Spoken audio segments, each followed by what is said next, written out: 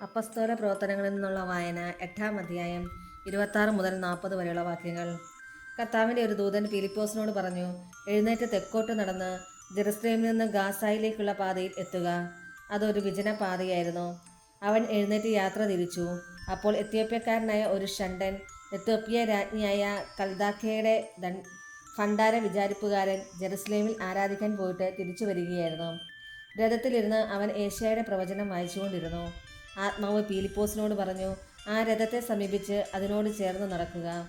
ഫിലിപ്പോസ് അവൻ്റെ അടുക്കൽ ഓടിയെത്തി. അവൻ ഏശയ്യായുടെ പ്രവചനം വായിക്കുന്നത് കേട്ട് ചോദിച്ചു, വായിക്കുന്നത് നിനക്ക് മനസ്സിലാകുന്നുണ്ടോ? അവൻ പ്രതിവചിച്ചു, ആരെങ്കിലും വ്യാഖ്യാനിച്ചു തരാതെ എങ്ങനെയാണ് ഞാൻ മനസ്സിലാക്കുക? രഥത്തിൽ കയറി തന്നോടുകൂടി ഇരിക്കാൻ ഫിലിപ്പോസിനോട് അവൻ അപേക്ഷിച്ചു. അവൻ വായിച്ചുകൊണ്ടിരുന്ന വിശുദ്ധ ഗ്രന്ഥഭാഗം ഇതാണ്. കൊലയ്ക്ക് കൊണ്ടുപോകുന്ന ആടിനെ പോലെയും രോമം കത്രിക്കുന്നവൻ്റെ മുമ്പിൽ മൂകനായി നിൽക്കുന്ന ആട്ടിൻകുട്ടിയെപ്പോലെയും അവൻ തൻ്റെ വായ തുറന്നില്ല. അപമാനിതനായ അവന് നീതി നിഷേധിക്കപ്പെട്ടു. അവൻ്റെ പിൻതലമുറയെപ്പറ്റി ആര് വിവരിക്കും? എന്തെന്നാൽ ഭൂമിയിൽ നിന്ന് അവൻ്റെ ജീവൻ അപഹരിക്കപ്പെട്ടു. ഷണ്ഡൻ ഫിലിപ്പോസിനോട് ചോദിച്ചു, ആരെക്കുറിച്ചാണ് പ്രവാചകൻ ഇത് പറയുന്നത്? തന്നെക്കുറിച്ച് തന്നെയോ അതോ മറ്റൊരാളെക്കുറിച്ചോ? അപ്പോൾ ഫിലിപ്പോസ് സംസാരിക്കാൻ തുടങ്ങി. ഷണ്ഡൻ വായിച്ച വിശുദ്ധ ഗ്രന്ഥഭാഗത്തു നിന്ന് ആരംഭിച്ച് അവനോട് യേശുവിൻ്റെ സുവിശേഷം പ്രസംഗിച്ചു.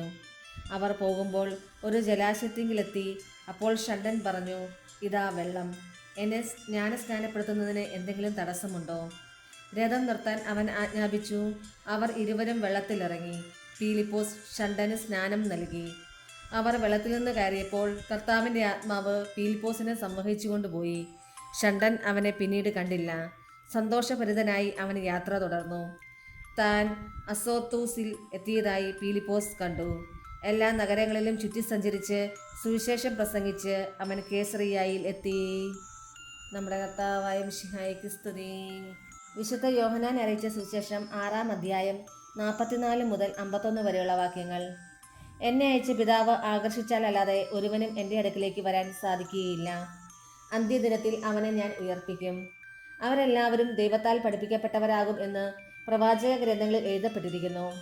പിതാവിൽ നിന്ന് ശ്രവിക്കുകയും പഠിക്കുകയും ചെയ്തവരെല്ലാം എൻ്റെ അടുക്കൽ വരുന്നു. ആരെങ്കിലും പിതാവിനെ കണ്ടിട്ടുണ്ട് എന്നല്ല ഇതിനർത്ഥം. ദൈവത്തിൽ നിന്നുള്ളവൻ മാത്രമേ പിതാവിനെ കണ്ടിട്ടുള്ളൂ.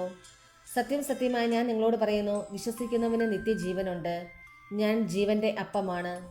നിങ്ങളുടെ പിതാക്കന്മാർ മരുഭൂമിയിൽ വെച്ച് മന്ന ഭക്ഷിച്ചു, എങ്കിലും അവർ മരിച്ചു.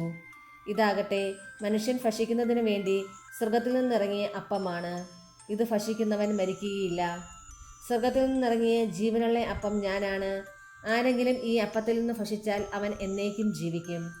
ലോകത്തിൻ്റെ ജീവന് വേണ്ടി ഞാൻ നൽകുന്ന അപ്പം എൻ്റെ ശരീരമാണ്. നമ്മുടെ കർത്താവായ മിശിഹായ്ക്ക് സ്തുതി.